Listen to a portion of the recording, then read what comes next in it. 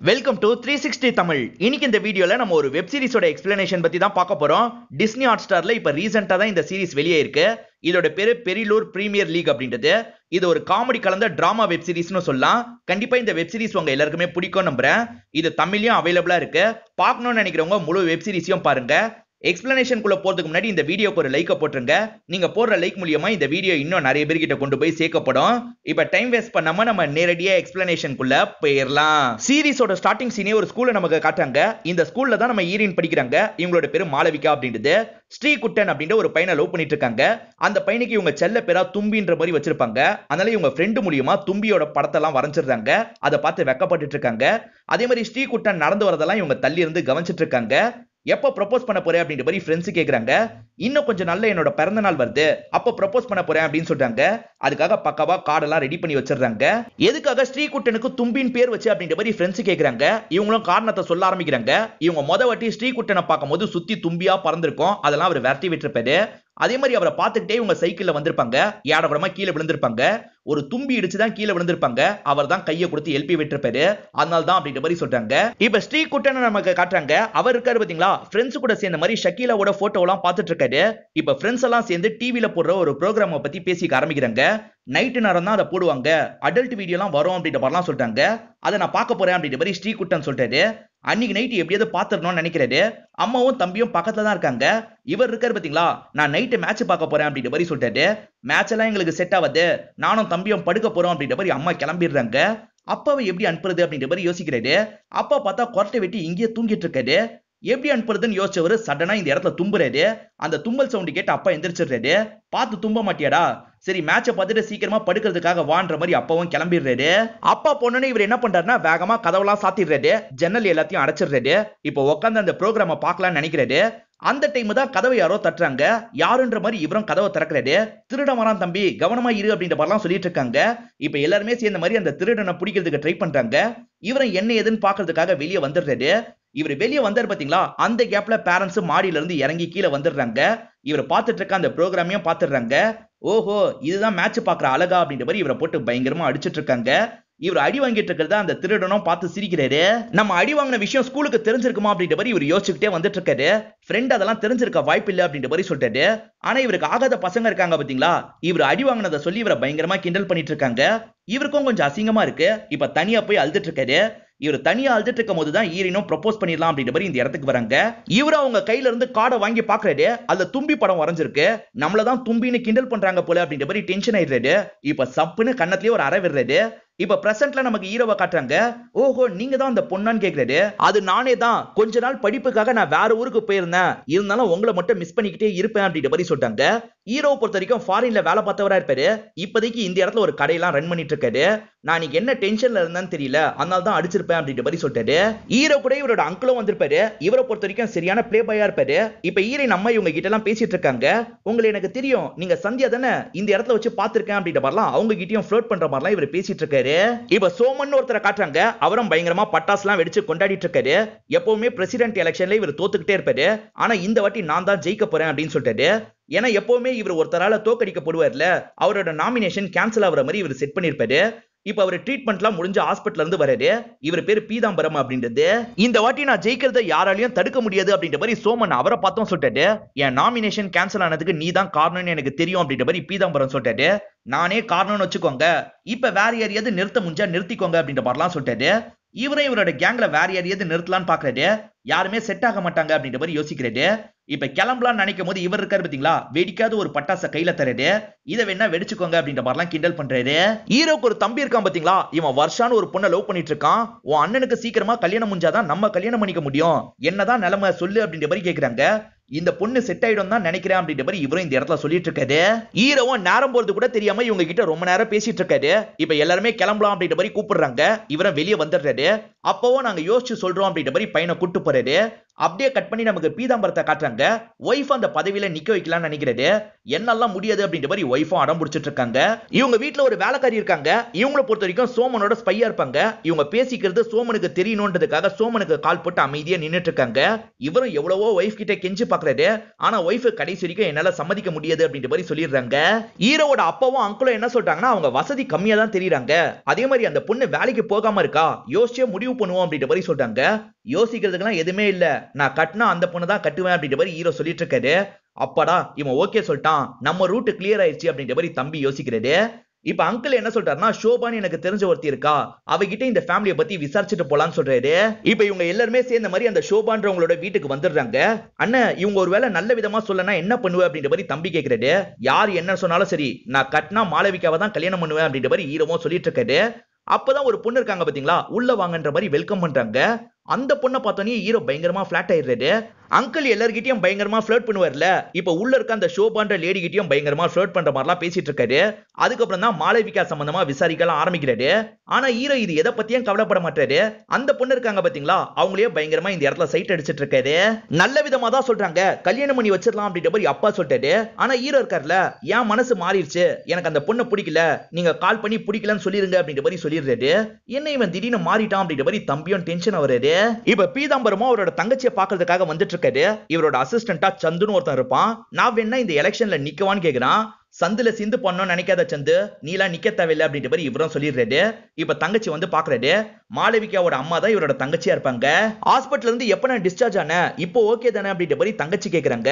இவர் இருக்காரு பாத்தீங்களா, அந்த சோமன் என்ன ரொம்ப அசிங்கப்படுத்திட்டான், என் வாழ்க்கையில நான் இவ்வளவு அசிங்கப்பட்டது இல்ல, எனக்கு பதிலா என்னோட மருமக தான் எலெக்ஷன்ல நிக்கணும் அப்படின்ற மாதிரி சொல்லிட்டு அதை கேட்கிற ரெண்டு பேருமே ஷாக் ஆயிடுறாங்க. ரெண்டு பேருக்குமே விருப்பம் இல்லை அப்படின்ற மாதிரி சொல்றாங்க.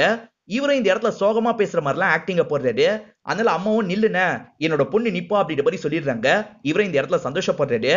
ஆனா பொண்ணு எனக்கு விருப்பம் இல்லை அப்படின்ற மாதிரிலாம் சொல்றாங்க.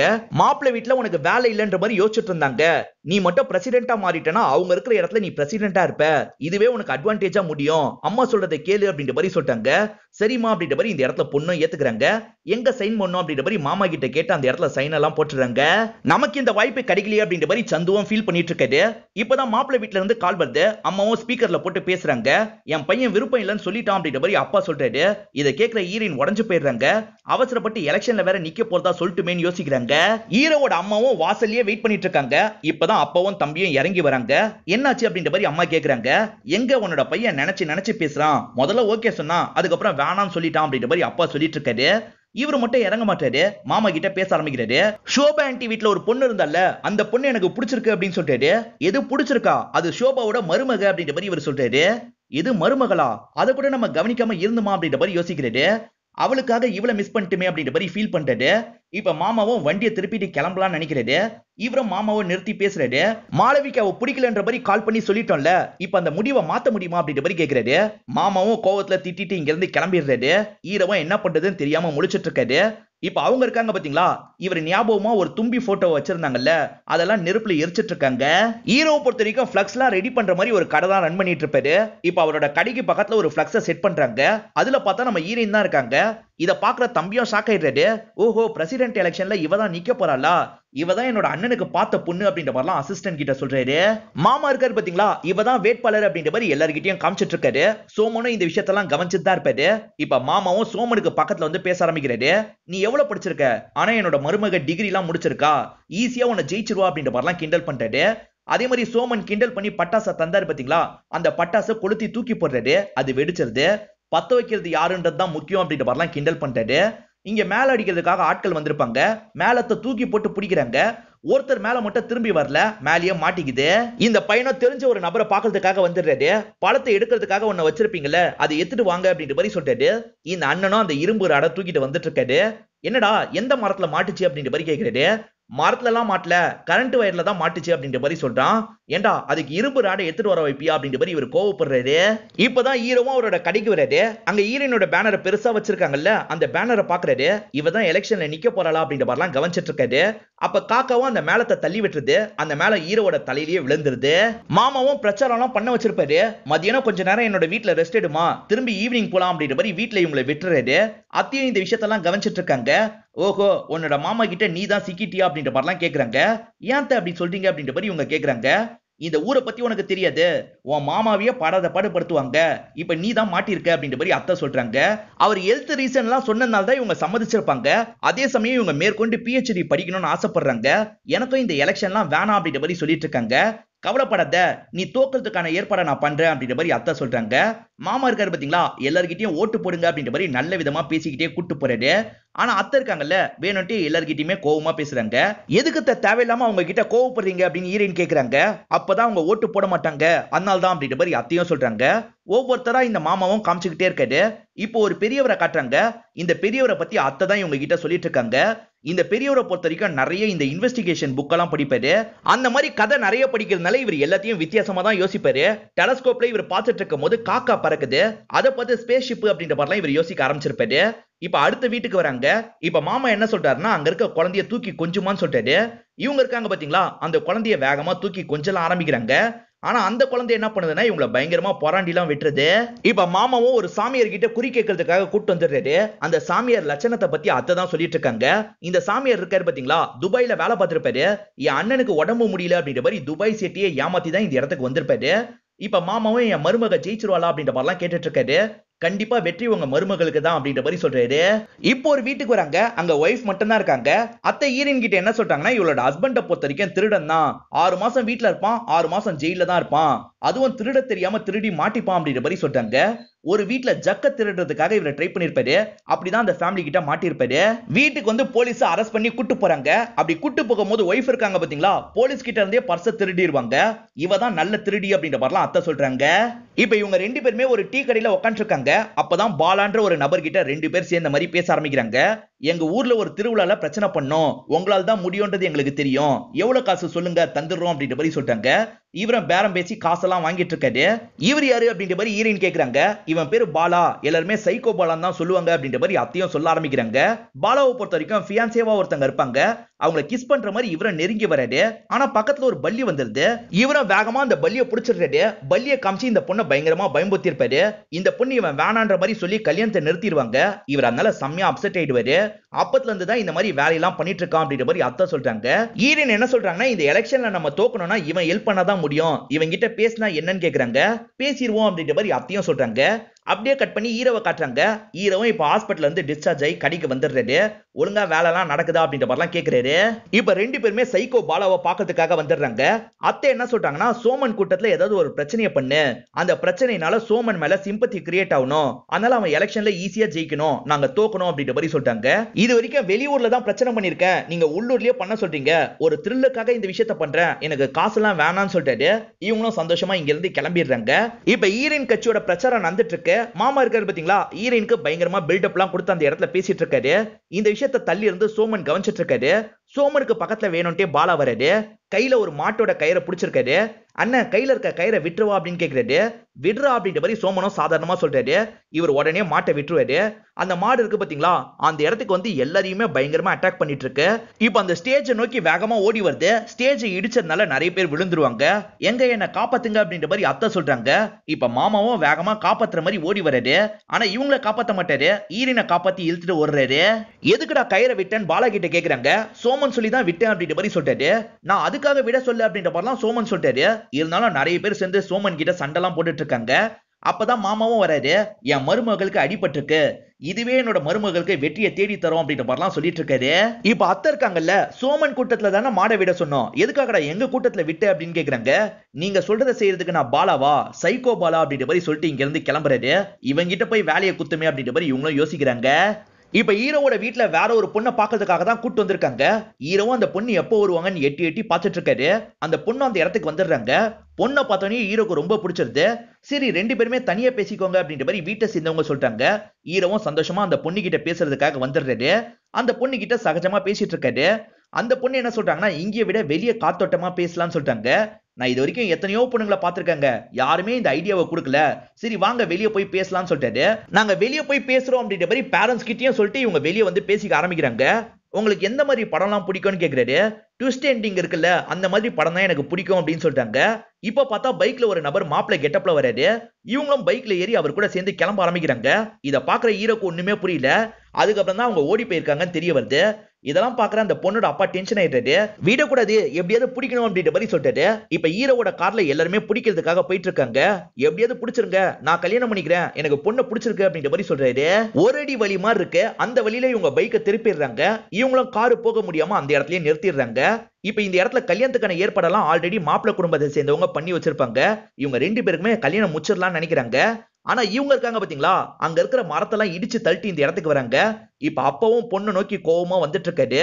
இப்ப பக்கத்துல வந்ததுக்கு அப்புறம் தான் அப்பாக்கு ஒரு விஷயம் தெரிய வருது. அதாவது மாப்பிள்ளையோட அம்மா இருக்காங்க பாத்தீங்களா, இவரோட எக்ஸா தான் இருப்பாங்க. நீதானா அப்படின்ற மாதிரி ஆச்சரியமா கேக்குறாரு.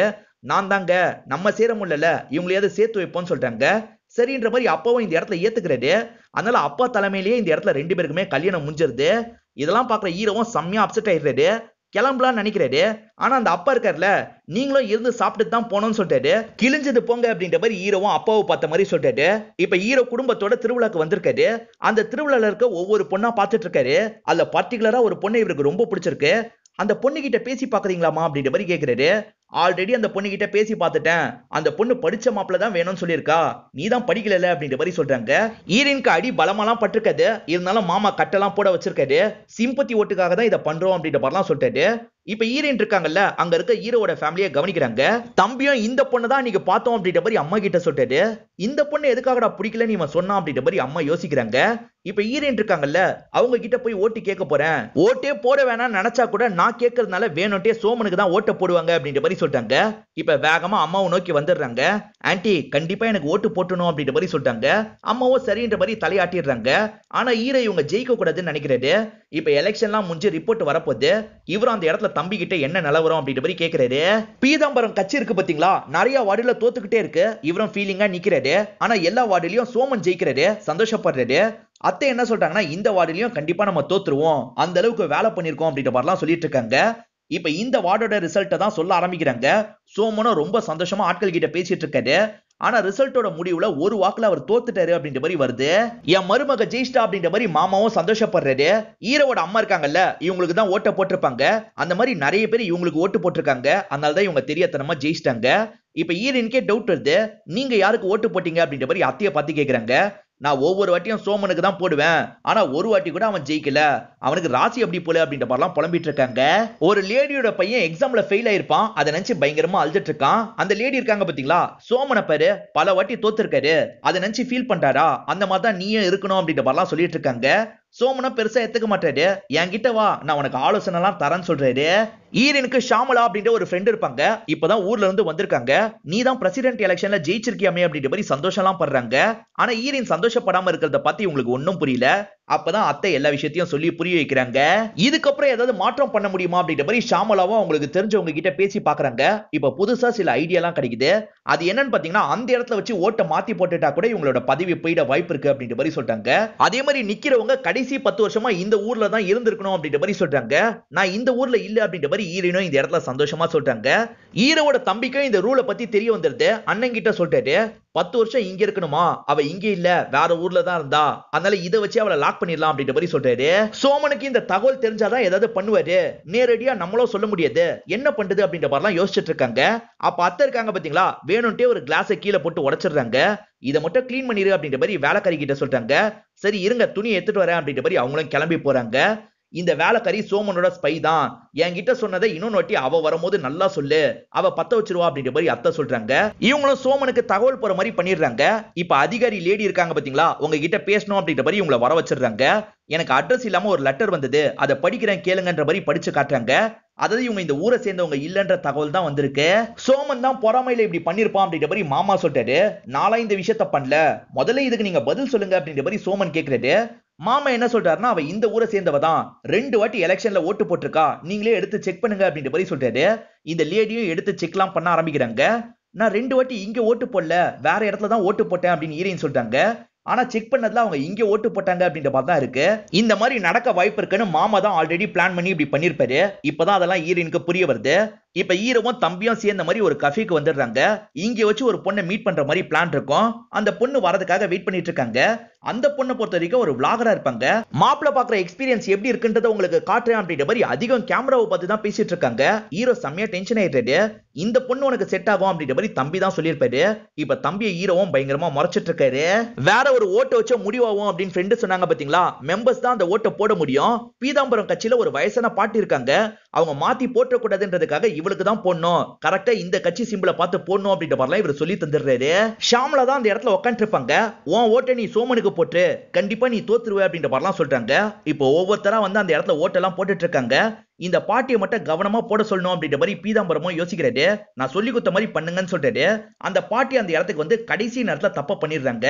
தப்பு பண்ணிட்டேன்ற மாதிரிலாம் சொல்றாங்க. பீதாம்பரமும் பயங்கரமா டென்ஷன் ஆயிட்டு இருக்காரு. இதெல்லாம் பக்கத்துல இருந்து சோமனும் கேட்டுவாரு. பாட்டி தப்பு பண்ணிட்டாங்க, நம்ம தான் ஜெயிப்போம் அப்படின்ற மாதிரிலாம் சந்தோஷப்படுறாரு. ஆனா இவங்க கேங்ல இருக்க சில ஆட்கள் சோகமா இருக்காங்க. என்ன ஏதுன்னு விசாரிக்கும் போது நாங்க தெரியாம அவங்களுக்கு போட்டுட்டோம் அப்படின்ற மாதிரி சொல்றாங்க. அட பாவீங்களா அப்படின்ற மாதிரி இவரும் கோவப்படுறாரு. இப்ப ரிசல்ட்ல ஹீரோயினுக்கு ஃபேவரா வந்துருது. மாமா சந்தோஷப்படுறாரு. நாங்க தான் ஜெயிச்சுமே அப்படின்ற மாதிரிலாம் கிண்டல் பண்ணிட்டு போறாரு. ஹீரோவோட தம்பி இருக்காரு பாத்தீங்களா, சின்ன பசங்க கூட சேர்ந்த மாதிரி கிரிக்கெட் விளையாடிட்டு இருக்காரு. அப்பதான் ஒரு சின்ன பையன் அந்த இடத்துக்கு வரான். உங்களை பாக்குறதுக்காக ஒரு அக்கா வெயிட் பண்ணிட்டு இருக்காங்க அப்படின்ற மாதிரி சொல்றான். யாரு, வர்ஷாவா அப்படின்ற மாதிரி இங்க இருக்க எல்லாருமே கேட்டுட்டு இருக்காங்க. வர்ஷாவா தான் இருக்குன்ற மாதிரி இவர் யோசிச்சுக்கிட்டே அந்த இடத்துக்கு வராரு. பார்த்தா அந்த இடத்துல ஸ்னேகா அப்படின்றவங்க தான் இருக்காங்க. வா உட்காரு அப்படின்ற மாதிரி உட்கார வச்சு பேச ஆரம்பிக்கிறாங்க.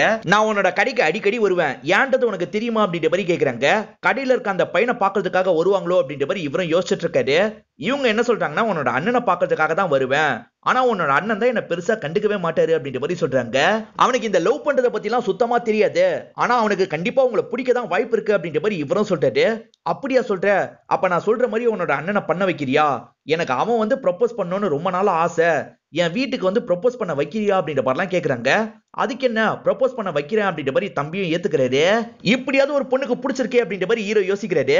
ரெண்டு பேருமே சேர்ந்த மாதிரி ஸ்னேகாவோட வீட்டுக்கு தான் போயிட்டு இருக்காங்க. இப்ப பைக்ல ஒரு நபர் வராரு. ஒரு மூட்டையெல்லாம் வச்சுட்டு தான் வராரு. இவங்களை பார்த்தவரு ஷாக் ஆயிடுறாரு.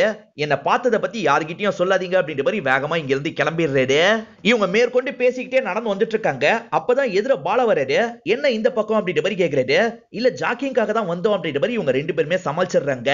ஈரனை பொறுத்த வரைக்கும் இன்னைக்கு ஒரு எக்ஸாம் இருக்கும், நல்லபடியா எழுதணும் அப்படின்ற மாதிரி கடவுள் கிட்ட எல்லாம் வேண்டிக்கிறாங்க. அத்தை கிட்ட சொல்லிட்டு கிளம்பலாம்னு நினைக்கிறாங்க. ஆனா மாமா இருக்காருல, வேற ஒரு இடத்துல ஒரு கேசுமா, நீ பிரசிடென்ட்டா அந்த இடத்துக்கு போகணும் அப்படின்ற மாதிரி இவங்களை கூட்டு போறாரு. ஒரு மரத்தை கீழே வச்சு ப்ரொபோஸ் பண்ணும் அப்படின்ற மாதிரி தான் சொல்லியிருப்பாங்க. இவங்களும் வீட்டுக்கு வந்துடுறாங்க. ஆனா ஸ்னேகா வெளியே நிக்க மாட்டாங்க. இப்ப எப்படி சிக்னல் கொடுக்கறது அப்படின்ற மாதிரி ரெண்டு பேருமே யோசிச்சுட்டு இருக்காங்க. என்ன சிக்னல் கொடுக்கணுமா, நான் கொடுக்குறேன் அப்படின்ற மாதிரி பாலா சொல்றாரு. இவங்களும் கொடுங்கன்னு சொன்னே இவர் பாம்பை தூக்கி உள்ள போட்டுறாரு. அந்த பாம் வீட்டுல வச்சு வெடிக்கிற மாதிரி காட்டுறாங்க. எக்ஸாம்ல ஃபெயில் ஆயிட்டான்னு ஒரு பையன் அழுதான் பாத்தீங்களா, அந்த பையனோட வீட்டு வாசல்ல தான் எல்லாருமே கூடி இருக்காங்க. நைட் அழுதுகிட்டே படுத்தான், திடீர்னு எங்க போனான்னு தெரியல அப்படின்ற மாதிரி அம்மா சொல்லிட்டு இருக்காங்க. இப்ப கரெக்டா இந்த இடத்துக்கு பீதாம்பரமும் வந்துடுறாரு. எல்லாரையும் பிரிஞ்சு போய் தேட சொல்லி சொல்லுமா அப்படின்ற மாதிரி இவங்க கிட்ட சொல்றாரு. இவங்களும் எல்லாருமே பிரிஞ்சு போய் தேடுங்க அப்படின்ற மாதிரி சொல்றாங்க. இப்ப ஆட்கள் ஒவ்வொரு பக்கம் பிரிஞ்சு போய் தேட ஆரம்பிக்கிறாங்க. ஒரு நபர் இருக்காரு பாத்தீங்களா, கோழி முட்டைய பாக்குறாரு. திருடி குடிக்கலாம் ஆரம்பிக்கிறாரு. ஒரு நபர் வீட்டுல வாழைப்பழத்தை பாக்குறாரு. சாப்பிடலாம் அப்படின்ற மாதிரி கொஞ்சம் எடுத்து வச்சுக்கிறாரு. அதே மாதிரி டிடெக்டிவ் மாதிரி ஒரு பெரியவர் இருப்பாரு பாத்தீங்களா, அவரும் ஒவ்வொரு விஷயத்தையும் நல்லா ஆராய்ச்சி பண்ணிட்டு இருக்காரு. ஈரனோ எக்ஸாமுக்கு படிக்கணும் அப்படின்ற மாதிரி இந்த இடத்துல உட்காந்து படிச்சுட்டு இருக்காங்க. இப்போ ஒரு நபரும் கிணத்தை பார்த்து கிணத்துக்குள்ளன்னு சொல்றாரு. இதை கேட்கிற இன்னொருத்தர் இருக்காரு பாத்தீங்களா, கிணத்துக்குள்ள என்னன்ற மாதிரி வேகமா கிணத்துக்குள்ள குதிச்சிடுறாரு. எல்லாருமே இந்த இடத்துக்கு வந்து பாக்குறாங்க. கிணத்துக்குள்ள எதுவுமே இல்லன்னு சொல்றதுக்காக வந்தேன், எதுக்காகடா குதிச்சு அப்படின்ற மாதிரி கேக்குறாரு. இந்த பழம் சாப்பிடு அப்படின்ற மாதிரி அவருக்கு பழத்தை தராரு. அந்த பையன் கிடைக்கிற மாதிரியே இல்லல்ல, அதனால ஈரன் எக்ஸாமுக்கு போகணும்னு சொன்னா மாமாவும் கூட்டு போலான்னு நினைக்கிறாரு. இப்பதான் கரெக்டா அந்த பெரிய ஒரு வெளியே வந்துடுறாரு. அந்த பையன் விஷம் குடிச்சுதான் இறந்து போயிருக்கான், எங்க அவனோட பாடின்றதை தான் கண்டுபிடிக்கணும்னு சொல்றாரு. இதை கேட்கிற அம்மாவும் ஷாக் ஆகி விழுறதுக்காக போறாங்க. இந்த பிளே பாய் அங்கிள் இருக்காரு பாத்தீங்களா, அவர் தான் பிடிச்சிடுறாரு. அந்த அங்கிளோட ஒய்ஃப் பயங்கரமா டென்ஷன் ஆகுறாங்க. இவ்வளவு பேர் இருக்கும் போது நீ எதுக்காக பிடிக்கிற, உங்க ரெண்டு பேருக்குள்ள என்ன நடக்குது, இது அந்த பையனுக்கு தெரிஞ்சுதான் ஓடி போயிட்டானா அப்படின்ற மாதிரிலாம் கேக்குறாங்க. நீ நினைக்கிற மாதிரிலாம் இல்லமா அப்படின்ற மாதிரி இவரும் சமாதானப்படுத்துறாரு. பெரியவர் என்ன சொல்றாருன்னா, இந்த வீட்டுல இருக்க எதையும் போலீஸ் வர வரைக்கும் எடுத்து சாப்பிடாதீங்க, அதுல கூட விஷம் கலந்திருக்க வாய்ப்பு இருக்கு அப்படின்னு சொல்லிட்டு வாழைப்பழத்தை சாப்பிடுற நபரை இந்த இடத்துல பயங்கரமா ஷாக் ஆயிடுறாரு. இப்ப கீழ ஒருத்தருக்கு தந்தார்ல அவரையும் சாப்பிட வேணாம்னு சொல்றாரு. மாமா எக்ஸாம்க்கு டைம் ஆயிடுச்சு போலாம் அப்படின்ற மாதிரி ஹீரோயின் சொல்றாங்க. என்னம்மா இந்த நேரத்துல போய் போலான்னு சொல்ற, இந்த நேரத்துல நீ கண்டிப்பா இங்க இருக்கணும் அப்படின்ற மாதிரி சொல்றாரு. இவங்களும் சரின்ற மாதிரி ஏத்துக்கிறாங்க. இப்ப ஃபயர் இன்ஜின்லாம் இந்த இடத்துக்கு வந்துருது. ஏற்கனவே கிணத்துல ஒரு நபர் குதிச்சிருக்காருல, அவரை காப்பாத்துறதுக்கான வேலையை பாக்குறாங்க. அதே சமயம் அந்த பையனையும் தேடிட்டு இருக்காங்க. அப்பதான் அந்த பையன் தென்னை மரத்துல படுத்து தூங்கி இருக்கிறது இவங்களுக்கு தெரிய வருது. இப்ப அவனை கவனமா இறக்கணும் அப்படின்ற மாதிரி எல்லாருமே சேர்ந்த மாதிரி இறக்குறாங்க. மேல கல்லு குடிச்சுதான் அவன் தூங்கி இருக்கான் அப்படின்றது தெரிய வருது. என் மருமக வந்ததுக்கு அப்புறம் தான் இந்த பையனை கண்டுபிடிக்க முடிஞ்சிருக்கு. என் மருமகளுக்கே இதுக்கப்புறம் ஓட்டெல்லாம் போடுங்க அப்படின்ற மாதிரி சொல்லிட்டு இருக்காரு. அந்த தாத்தா தானே தேவையில்லாம குழப்பி விட்டாரு.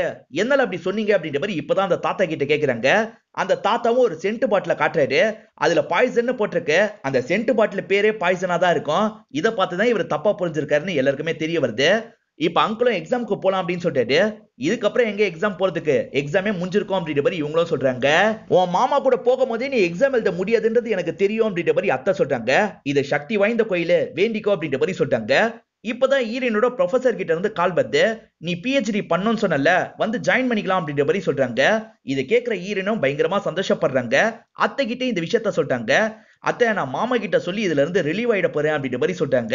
உன் மாமா ஏத்துக்கிறது கஷ்டம், இருந்தாலும் பேசிப்பாருன்னு சொல்றாங்க. இப்ப ஈரனும் மாமா கிட்ட பேசுறதுக்காக வராங்க. இந்த ஊர்ல ஏத்திஸ்டா சிலர் இருப்பாங்க. அவங்களுக்கு சில கோரிக்கை இருக்கும், அதை சொல்லிட்டு போறதுக்காக தான் வந்திருக்காங்க. இவ்வளவு ஏத்திஸ்ட் தான், இவ எல்லாத்தையும் சால்வ் பண்ணிடுவா அப்படின்ற மாதிரி மாமா சொல்லிட்டாரு. இவங்க வாங்கின பிரசாதத்தை எல்லாம் காட்டிடக்கூடாதுன்ற மாதிரி மறைச்ச மாதிரி பிடிச்சிருக்காங்க. கடவுளை பிடிச்சவங்க பிடிக்காதவங்கன்னு எல்லார் ஓட்டுமே நமக்கு தேவைமா, அதனால தான் அப்படி சொன்னேன், நீ ஒன்னும் பெருசா எத்துக்காத, எப்பவுமே போல கோயிலுக்கு எல்லாம் போ அப்படின்ற மாதிரி சாதாரணமா சொல்லிட்டாரு. இப்ப இவங்க இருக்காங்கல்ல, மாமா முக்கியமா ஒரு விஷயம் பேசணும், எனக்கு இதுக்கப்புறம் இந்த பதவி வேணாம், இந்த பதவி விட்டு நான் ரிலீவ் ஆயிடுறேன்னு சொல்றாங்க. நமக்கு ஒரு வாய்ப்பு இருக்கு அப்படின்ற மாதிரி சந்து யோசிக்கிறாரு. ஆனா மாமா இருக்காரு பாத்தீங்களா, நீ காலையில இருந்து சாப்பிடல, முதல்ல உட்காந்து சாப்பிடு அப்படின்ற மாதிரி சாப்பிட ஊட்டிலாம் விடுறாரு. மாமா சொல்றேன்ல, ஒரு 6 மாசம் மட்டும் அட்ஜஸ்ட் பண்ணிக்கோ, அதுக்கப்புறம் நானே உன்னை சேர்த்து விடுறேன் அப்படின்ற மாதிரி சொல்றாரு. இவங்களாலையும் தட்டி கழிக்க முடியல, சரின்ற மாதிரி இந்த இடத்துல ஏத்துக்கிறாங்க. 6 மாசத்துல எப்படி கேன்சல் பண்ண முடியும் அப்படின்ற மாதிரி சந்து கேக்குறான். 6 மாசம் சும்மா சொல்லியிருக்கேன், இப்படியே சொல்லி சொல்லி 5 வருஷம் இருக்க வச்சிருவேன்னு சொல்றாரு. திரும்பியும் நமக்கு வாய்ப்பு போச்சா அப்படின்ற மாதிரி சந்து யோசிக்கிறாரு. ஸ்னேகா வீட்டுல நாட்டு வெடிகுண்டு வெடிச்சது பாத்தீங்களா, அதனால அப்பாக்கு ஹார்ட் அட்டாக் வந்திருக்கும். அந்த ஹார்ட் அட்டாக்க காரணமா வச்சு ஒரு பையனுக்கு கல்யாணம் பண்ணி வச்சிடுறாரு. ஆக்சுவலா இது எல்லாமே பிளானா தான் இருக்கும். அப்பா சொல்லி தான் பாலா இந்த விஷயத்த பண்ணிருப்பாரு. இவங்க 2 பேருக்கு கல்யாணத்தை நடத்தி முடிச்சிடுறாரு. இப்ப ஸ்னேகா இருக்காங்க பாத்தீங்களா, ஹீரோவை சோகமா பாக்குறாங்க. ஹீரோவும் அவங்களையே சோகமா பாக்குறாரு. இவதான் கிடைக்கிற மாதிரி இருந்தா இவளும் போயிட்டாலே அப்படின்ற மாதிரி ஃபீலிங்கா பாக்குறாரு. இதோடைய 4th எபிசோட முடிக்கிறாங்க. இந்த சீரீஸ்ல மொத்தமா 7 எபிசோட் இருக்கு. மீதி 3 எபிசோட அடுத்த வீடியோல பார்ப்போம். இந்த வீடியோ உங்க எல்லாருக்குமே பிடிச்சிருக்கும் நம்புறேன். இந்த வீடியோ உங்களுக்கு பிடிச்சிருந்ததுன்னா லைக் பண்ணுங்க, கமெண்ட் பண்ணுங்க, மறக்காம 360 தமிழ் சேனலை சப்ஸ்கிரைப் பண்ணுங்க. தொடர்ச்சியா இந்த மாதிரி வீடியோக்கள் வந்துகிட்டே தான் இருக்கும்.